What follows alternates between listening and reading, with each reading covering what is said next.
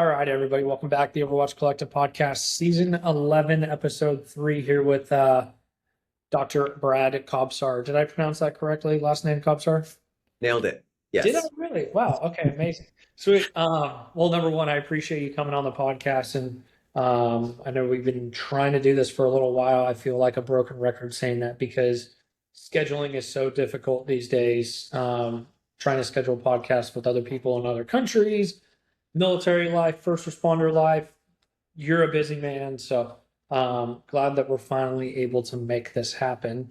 Today, we're going to be breaking down everything about you, a bio. We're going to be talking about the wellness method, which you founded 2 years after I was born, actually, 1995. I was born in 93. Uh-huh. Okay then. Yeah. And then we'll touch on the Kingdom Wellness Foundation, and then specifically for our military and first responder community, we'll probably be keen to learn about the Healthy Heroes portion there and accessing the services that you all provide. Um, and then that'll be kind of it. We're going to talk about how wellness is so important for the first responder and military community outside of just physical or just outside of mental as well. Um, I know I gave you a full breakdown on the Overwatch Collective really briefly before we started, but yesterday, Sunday, August 9th, we just got our updated therapy statistics, which we get every Sunday. So as of now, we're at $349,236 that we've spent on therapy. We've either fully covered or financially assisted 3,286 therapy sessions. And then we've had 317 people go through our nonprofit to um, get connected to our therapist or to some retreats, like inpatient retreat kind of things. That's amazing. Um, yeah, it's great. And then yesterday we actually just connected a first responder to one of our therapists in, I believe it was 14 hours. So we're able to make that Wow. That's very very quick. Yeah, so we got it down. We got a good system down. But that's it just for me, like the admin stuff, just a quick little introduction of you. And then our therapy statistics. So once again, appreciate you coming on the show. If you can just tell us a little bit about yourself and where you're living right now, where you're doing this virtually from, and then we'll dive into it. great. Yeah. Thank you. I'm honored to be here. Thank you again for having me, Greg. So my background is I'm double board certified in functional medicine, clinical nutrition, and chiropractic. Started doing this back in 95. It's when I wrote the first version of the wellness method and ended up getting a government grant from the federal government, the state of California as well. I'm here in Danville in the East Bay of San Francisco. Mhm. And so the program started at the Santa Clara County Hospital. And I was working with basically chronic disease patients, a lot of um, a lot of cancer, a lot of liver toxicity, a lot of HIV and AIDS in those days was a really big um, kind of top of mind concern. And so I stayed in the county hospital for 5 years, left for private practice, and I've been just kind of updating the program for the last 30 years, trying to fine tune everything. I've published my first science paper in 2009, and I've published multiple papers since then. I've written, I think, 7 books now. Um, I have the first one was the Wellness Method book, and Mhm. then just some other books along the way. I have one at the publisher right now. It's called The 100-Year Brain Span, Wow. and this was a accumulation of my 4 science papers I had published on brain degeneration. And my father, I lost him to Alzheimer's 3 years ago. And leading up to his loss of life, I spent a lot of time researching, trying to figure out ways to help him. Unfortunately, he was too far down the road by that point. But in honor of him, I wanted to publish those papers and then write this book. And so that's the latest one. And so, yeah, we've helped thousands of people over the 30 years in practice, It's great to see people restore their health and do it all through natural methods. And I help people from all different walks, and I try to help dependents on medications as much as I can. Mhm. Sometimes we can get them rid of them altogether, and sometimes we just find that we can lessen some of them. A lot of the reason why I developed this program was because of the toxic side effects that people were experiencing with these severe conditions. So that was at that time I was also working with a lot of patients from the VA. So that's where I first became interested in what was happening with the veterans, and seeing there's a lot of use of medications, and I'm all for medications. They save people's lives. But I also, if there's a way that we can use them to just be a bridge so that people can have a window of opportunity to actually fixing problems, that's what I think is the ideal way to go. Got it. Yeah, and that's amazing that you've been able to help so many people, and thank you for that. And um, circling back to the VA really quick, and the veteran community that you've seen, I know firsthand that not a lot of veterans or first responders really want to get onto medication because they think that they're going to be labeled or judged or they're going to be on medication forever. And I've definitely heard this a lot where it's like, yeah, kind of like what you mentioned, where it's got to be a bridge or you're taking medication in conjunction with therapy, and then you can slowly wean off. But one of the big things that the VA actually does and is kind of known, and I don't have firsthand experience with this, but I've definitely heard about it a lot, is where people reach out and they go to some of these resources and then they're too quick to just slap medication onto them without kind of a plan to it, or hey, you're going to be on this for X amount of months while we do XYZ, and then hopefully the goal is to get you off of it. Do you kind of mind touching on that a little bit and what you've seen in your experience? Yeah, I've seen that. Yeah, I agree with you 100%.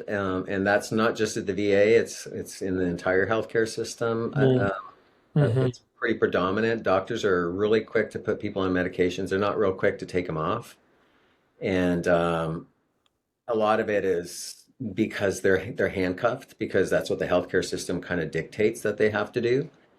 So my job that I feel when I see people is to get them healthy enough so they don't need them, and that's not something that's just really offered in too many healthcare settings. It's We need to treat the symptoms. That's our healthcare system is an allopathic system, which literally means treat symptoms.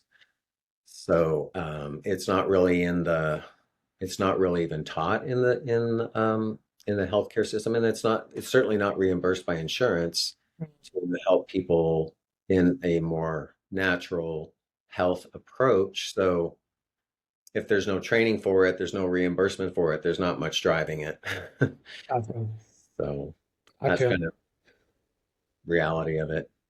Yeah, yeah, it's that's terrible. And then, so another follow-up question that I kind of have is all of your experience and all the books that you've written and all the research that you've done, maybe specific to our military and first responder community, what like health concerns are you seeing with our community specifically?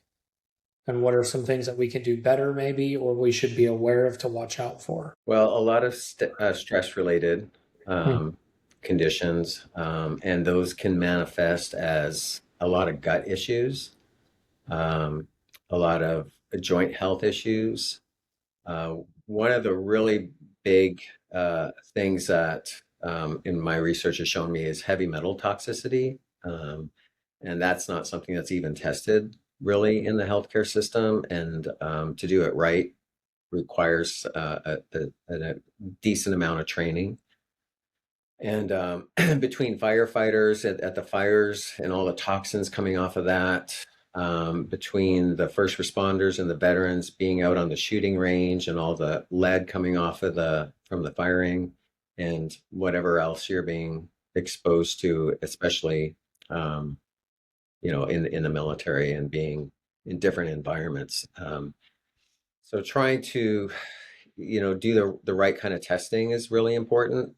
Um, and then helping to get rid of those things, get them out of your body. Hmm. Um, the challenge and I'm not sure if you can help me with this,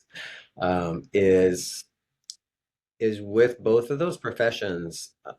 I'm not sure. Like the hardest thing is to sell wellness, because they're at such a high risk in their work, and thinking long term might be a little tougher for some people, when you're in such a just a high risk, kind of way of life. Hmm. And so, if the more that people can understand that and I guess just being able to see, the biggest thing is just when people feel the changes. That's the best selling point, that more than anything I can say or any test can show them, is when they feel the improvement, the symptoms resolve. If I can at least demonstrate that that's possible, um, then that becomes their new gold standard for their health, knowing like, wow, okay, that is possible, even if they fall back and go, because nobody's going to be perfect long term, but you can fall off and then go back forward, and just knowing that you don't have to have that joint pain, you don't have to have those gut issues, and it really actually affects your thinking as well, and your emotional health as well. When you have inflammation of your brain, it's going to affect all factors of your brain, including your emotional centers, your cognition, and your thinking abilities and clarity. All of those things are affected.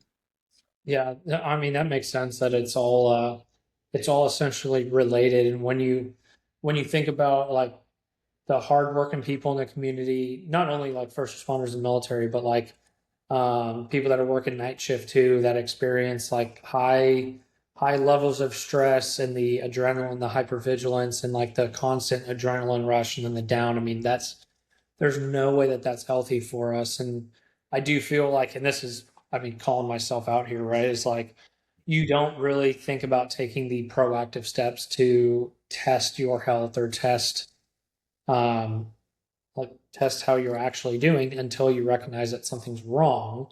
Usually, for the most part, it's kind of like a reactionary thing, in my opinion.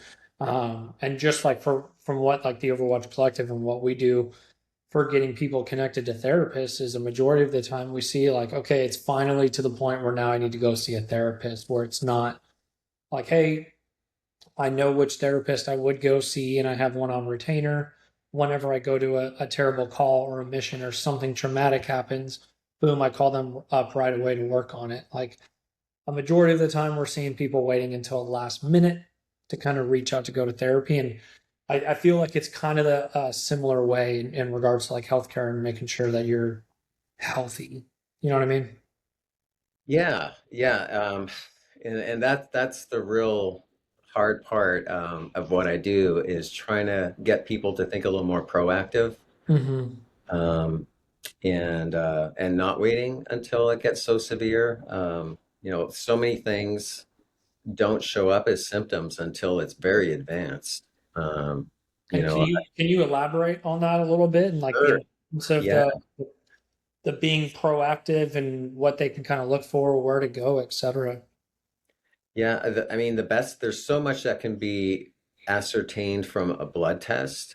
The problem is with the blood tests in the healthcare system, they're not really looking for underlying causes of problems, because that's not going to be their treatment anyway. They're mainly looking for, a way to diagnose a condition, and then that allows them to prescribe a medication. So, the condition allows for the insurance to kick in, right? Because you can't get any insurance coverage if you don't have a condition. So it has to get to the point where you're sick enough. No doctors are really going to do anything, because insurance isn't going to cover anything until you actually have something. So we do all kinds of testing so that we can see things coming, 6 months away, 9 months away. We do cancer markers that can, detect up to 80% of tests, cancers months and months in advance. And they use these same tests in the healthcare system, but they only use them after a person's had cancer to see if it's coming back. That makes They don't sense. use it proactively. Yeah. I talked about a person last week who came to me with stage 4 renal kidney failure, and she was going to be headed towards dialysis.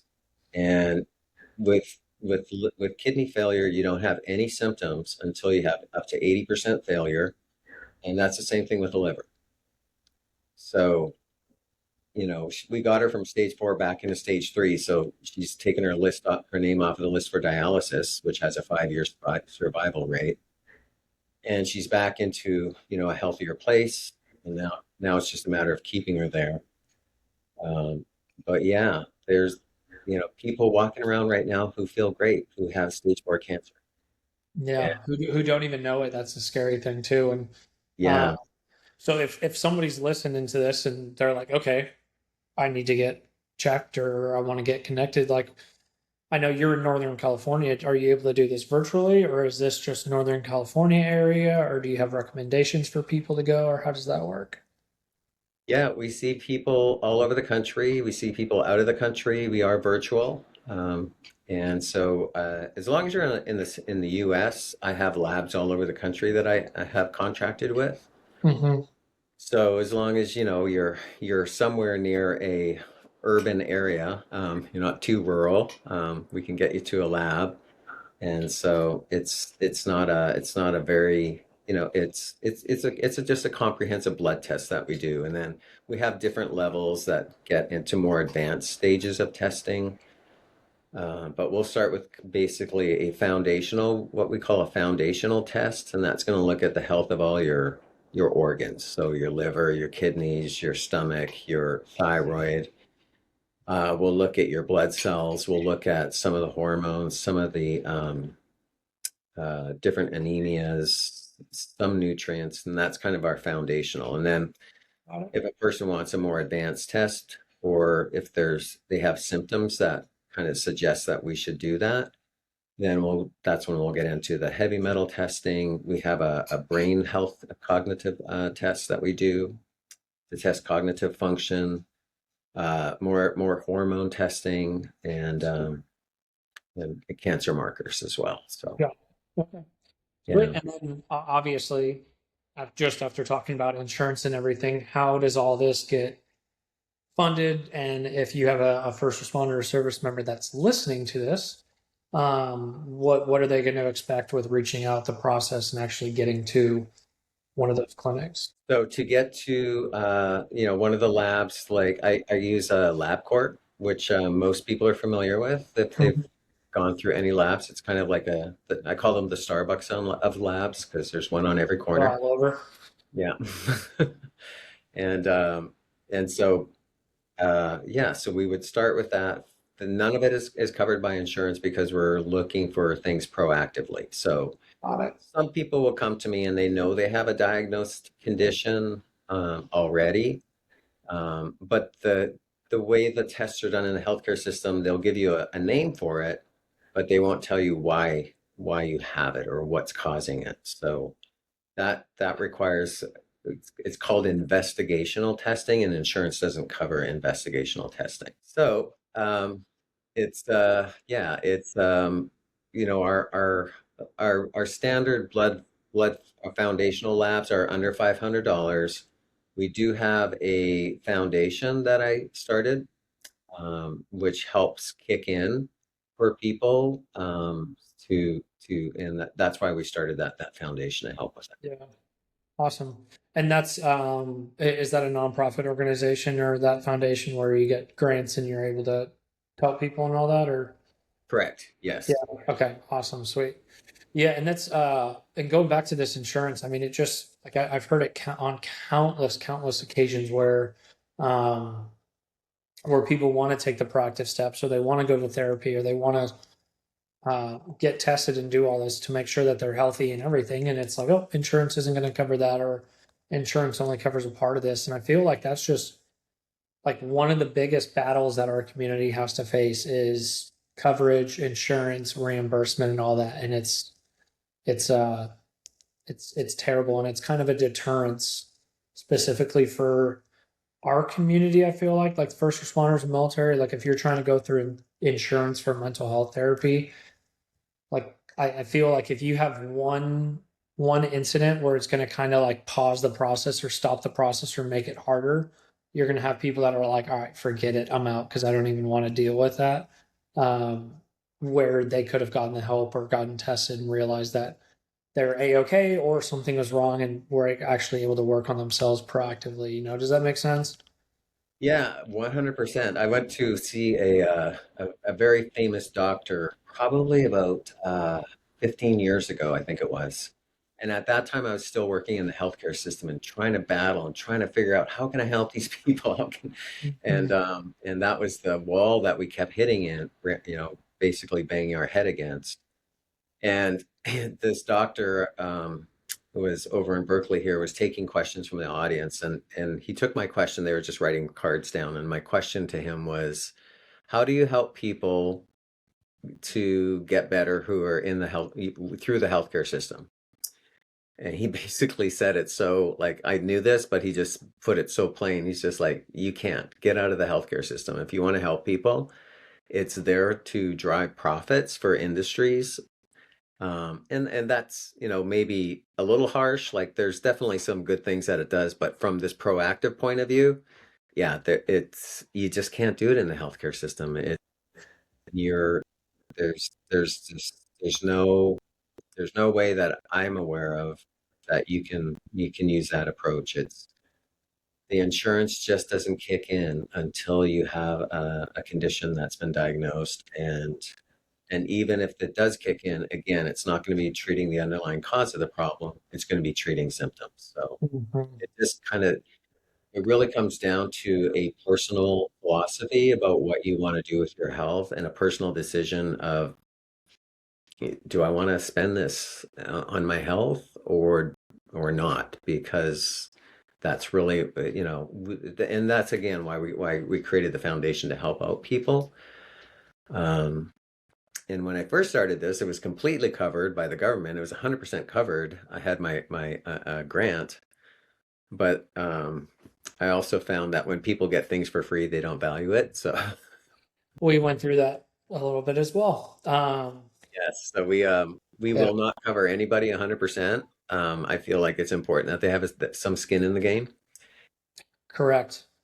Correct. So, That right there is exactly why we went from covering the first five therapy sessions at 100% to the first three at 100%, and then we drop into a tiered system after that. So we cover the first three at 100%, no matter what the cost is, and mhm. then 60% for the next three, 50% for the next three, and so on. So it took us a little while, but we learned the same exact thing, and to make sure that they have some skin in the game really does change how they kind of work on themselves too. How serious they're taking it because they're putting their money into it and everything. So um, And the yeah, results are way better. I'm Way sure.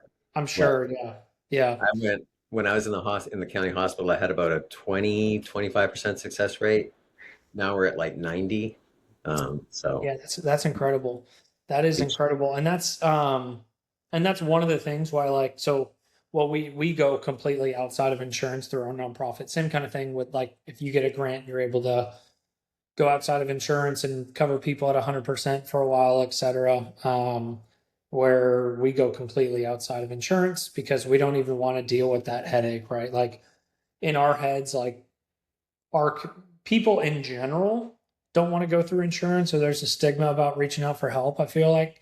Um, and then our military and first responder community is probably even worse in regards to that. So, we were like, hey, let's not even worry about insurance. So we'll contract with therapists and then we'll we'll help them out financially and try to make sure it's reasonable for them to be able to get like quality care with a competent therapist.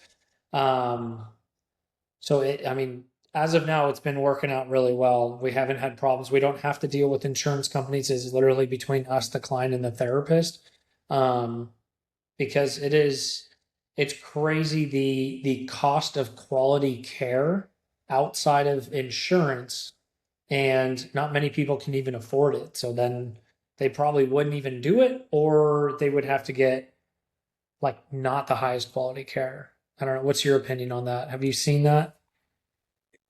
Yes, I have, and there's that is definitely an issue.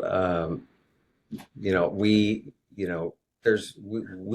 in particular have payment plans. We find ways to meet people where they are. Hmm. So most people can afford it, but there's some very expensive programs out there as well. And the sad thing is they also don't deliver results. And if some people are fine to put down the money, but they want to at least see results, and that's been a big challenge with the natural health approach. Is there's so many people who are jumping on it right now and have not very much training. They don't have a lot of experience, and they're not getting results. And so then, and they may be very cheap. Often they are. Yep. Uh, they're a lot of times they're selling more of a magic pill or something. Hmm. It's not a real lifestyle program change. Ours really focus a lot on changing your lifestyle. So, because whether it's a medication or a vitamin or herbal remedy, there's no magic pills. You have to make changes. Yeah.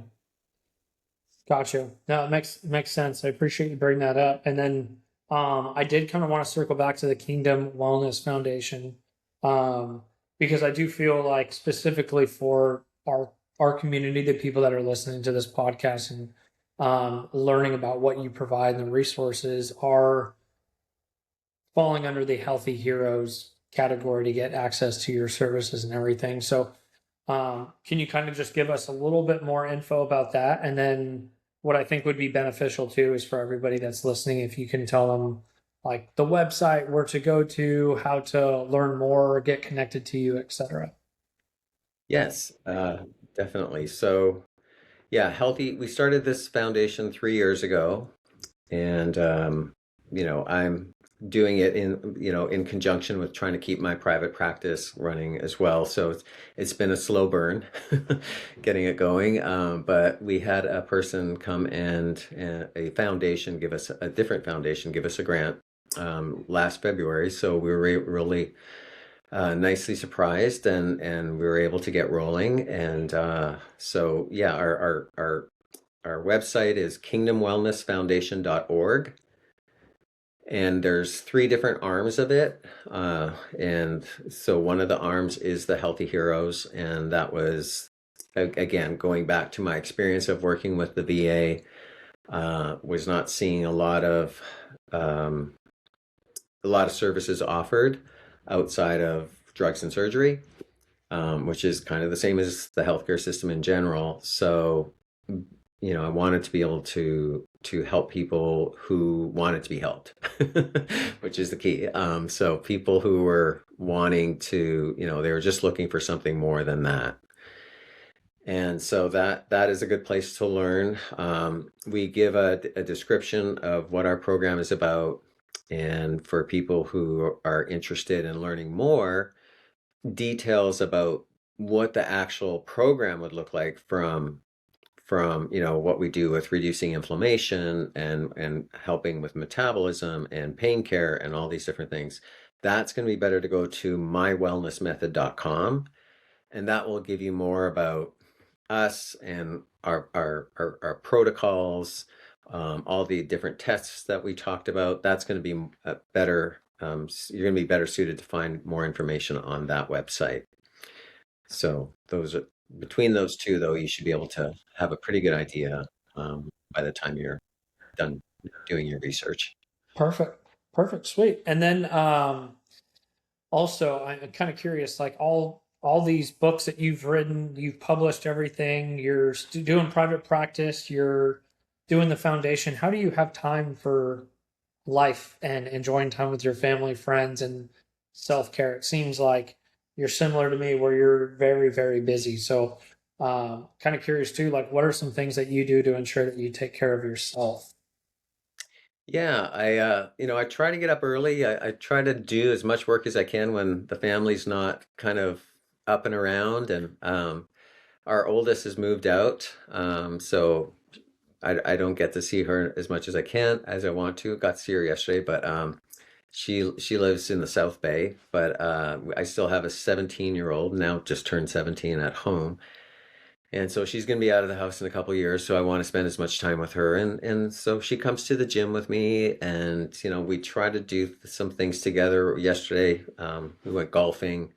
Try to plan some activities with her, and my wife as well. My wife is my partner in my business, so we um, we do talk shop a lot. But we all go to the gym. We all work out at the same gym.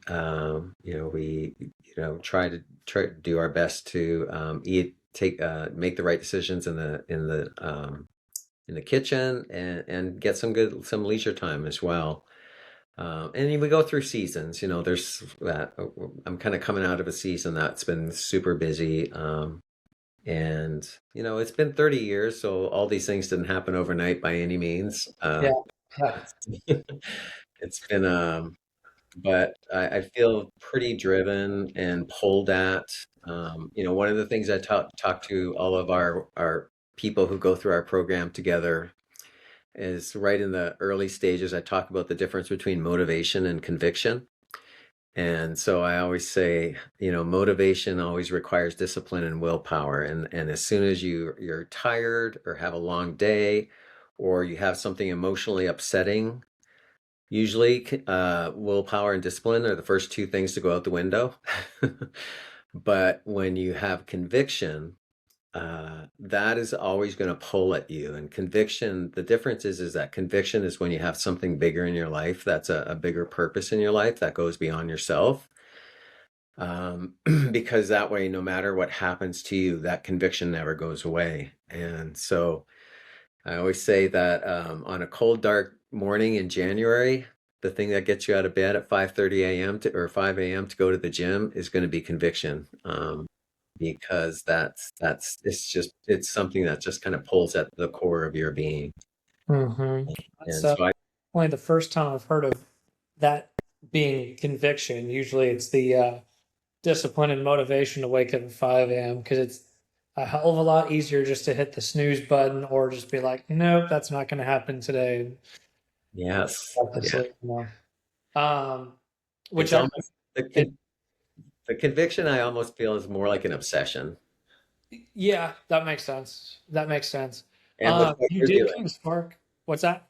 and with what you're doing with the collective, like True. that's a Yeah, true. conviction, I sure. like That it. doesn't happen by accident.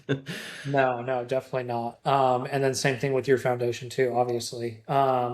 Which this kind of did spark up a question for me as well, and maybe you can shed some light on it in a different light than some other people that I've had on. But as we talk about snoozing the alarm to avoid your 5 a.m. workout, can you talk about the importance of sleep and Yeah. rest in our community? And I know, like, I just got off of working graveyard patrol, and now I'm back on the motorcycle working day shift patrol, thankfully.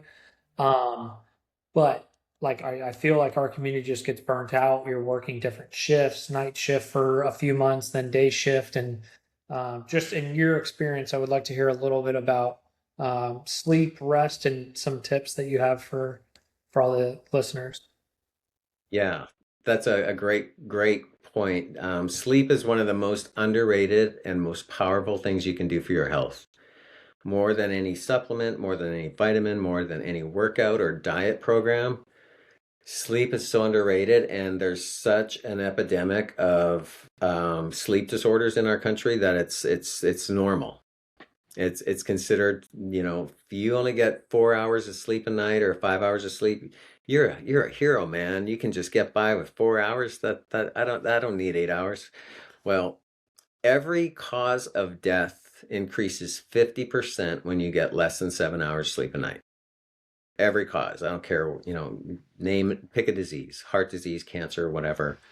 They all increase substantially. You can have one bad night of sleep and your blood pressure goes up and your blood sugar gets unstable. And that's why people eat crappy when they get a bad night's sleep and they're tired. It's their blood sugar's off. So yeah, and I have some first-hand experience. I worked in security when I was in college, so that I could study all night, and I needed to make money, so I could move down here from Canada to go to college, and it's hard on the body, those night shifts, and it's going to disrupt your hormones, your body's natural rhythms. It really does. Um, you really do have you pay the price for that. And unfortunately, that's one of the things some people have no control over. So, it's an okay thing to do for a year or two, but it's not something you want to do indefinitely because you're really going to pay a price with your health. And so, if you do it for a few months and then at least you get a break and you can get some normal hours in, because I think that anybody who's sleep working those midnight shifts never gets a real good sleep when you come home from work. I don't care how tired you are. There's light, there's noise, there's Mhm. Yeah, yeah, done that far too many times, and I know some people where they just enjoy working patrol nights when like oh they're like oh the calls are better. I could do stuff while the hmm do errands and everything during the day while people are at work and everything. I'm like, how much do you sleep? They're like, oh, like 4 to 5 hours, and then like say you work, like here we were working every other weekend. So you'd work one Friday night, Saturday night, Sunday night, then you'd have the next weekend off, and it was rotating. But your weekend off, you would technically work Thursday night, but you're getting off Friday at 5 a.m. And then it's like, do I sleep all day and then ruin my one out of 3 days off, or do I just sleep 3 hours then I have the whole day? It's like you just never really fully recover from it. And some departments, like out in Louisiana, actually, there were a lot of departments where you do 2 months or 1 month of day shift and then 2 months or 1 month of patrol night shift, and you would just constantly rotate. And I'm just like, this is not good at all. So, um, yeah, I appreciate you bringing up the importance of sleep, and it makes sense that sleep is better than any like supplements, protein, any of your medication, and all that, because it truly is so important. And I don't think we take it seriously enough. yes. Yeah, and people will say, "Oh, I'm a night owl," and I will always go to battle with them over that, because our DNA has been programmed for centuries to respond to the light and day, and we've only had electricity for about 150 years, and it takes hundreds and hundreds of years for our DNA to evolve, and Mm, so we're programmed. Our cells are programmed to go with the rhythms of day and night, and so the closer you can keep to those, the better. yeah, perfect, sweet. Um, yeah, that was just something that I thought like you could shed some light on and everything. So appreciate you talking about sleep a little bit. I'll give one other really good sleep aid for a lot of Please, people. please. Uh, the and this will sound crazy to some people, but for some people, the best thing, like for people who have hard time falling asleep at night, uh, I get them to go to bed at like 8:30, and it just fixes their sleep issues of falling asleep. And the reason why a lot of people have a hard time falling asleep is they go past that window and their body kicks into a stress response. And so now they try to go to sleep at 10:30, 11, and they hit that kind of second wind, as people call it. And now you can't go to sleep. You miss your window. So for a lot of people, if they can get into bed before that window, allowing for kids and whatever things are also going on in your family, if you have that luxury to be able to do that, is another question. Yeah. Yeah. That's why you're waking up at 5 a.m. to go get a workout in Right. before everybody wakes up so you can try to get to sleep early. Um, yeah, I know my wife and I are working on a kid and we're like, okay, we better enjoy being able to lay on the couch at 9 p.m. and get ready for bed and do our thing because I'm probably going to be that one where I have to go to the gym at 5 a.m. because there's just too much to do at night with supper and getting ready for bed and school the next day and everything. So um, I'm going to continue to enjoy sleeping in until like 6:15. That sounds amazing. Sounds great. Um, Sweet. Well, I appreciate you coming on the podcast to be able to share and learn a little bit more and talk about the wellness method and the Kingdom Wellness Foundation, some of the different services that y'all provide. And I think some of the people that are listening to this are probably not going to have heard about it before, which is this is the whole reason to have you come on the podcast to be able to share additional resources and where they may be able to go. That's one of the cool things about doing a podcast. So, yeah, once again, I appreciate you coming on. Thank you for your time. And then if there's anything else that you want to add, More thing. please, yes, go, please. Yeah, something that just hit me because I do see a lot of people, a lot of first responders with joint and muscle pain as one of their more common. Like most of the people that come to me that I've worked with in our foundation so far, they don't really need to lose weight. They're not really over heavy or anything. Most of them are working out. So those parts of their health are handled pretty decently. But one of the things that, I started off, when I first started off, I was doing a lot more chiropractic work, and I stopped doing that about 15 years ago. But I was a pretty good chiropractor. Like I've worked with a lot of high-end athletes, professional athletes, people you would have heard of, and worked a lot around a lot of physical therapists and athletic trainers. Learned a lot over the years. But I've got more people out of joint and muscle pain by fixing their metabolic inflammation than I have in fixing their structural inflammation. So when you think of, an inflamed elbow or a knee or something like that, there's so much focus and attention that is played on that. But I've had, like I said, just cleaning up a person's getting them on an anti-inflammatory diet, getting on some supplements to help support all of that, detoxing whatever needs to be detoxed, which is causing inflammation. I've had so many more people get out of chronic pain through that approach than I ever did with chiropractic. So just thought I'd share that part. Yeah, fun fact. I guess you wouldn't really think that. I think like the first kind of go to was like the chiropractic and they'll crack you up, crack your hips, crack everything, and you feel better. And I feel like that's the kind of easy go to because everybody talks about getting adjusted or go to get a massage every once in a while. But Right. it's crazy that the inflammatory stuff will also do that and have better results. Yeah, it's not anything I expected to find, but I just, after a few years, I was like, holy smokes. Yeah, that was Yeah. hit me. Yeah. Cool. Well, I appreciate you throwing that in there. Anything else that you got? Uh, no, I think that's pretty much covers Cool. a good Sweet. part of it. Sweet. All right. Everybody, hope you enjoyed this episode. For y'all that are still listening, in the show notes, I will have everything to be able to go follow and learn more and check out the websites um, and if you just educate yourself, even if you don't use it, if you come across another person that might benefit, then you could be like, hey, check out this resource, etc. That's literally the whole goal of the podcast and like the Overwatch Collective is the collective effort to know what's out there for our community because not every police department, fire department is going to tell you every single good resource out there. So that's where we kind of pride ourselves and are trying to work on for our community. So that's it. I appreciate everybody listening. And Doctor, thank you for coming on. I appreciate you. Thanks for having me, Greg, and thanks for all the great work you're doing. Of course. Thank you so much. All right. Bye Take care. bye.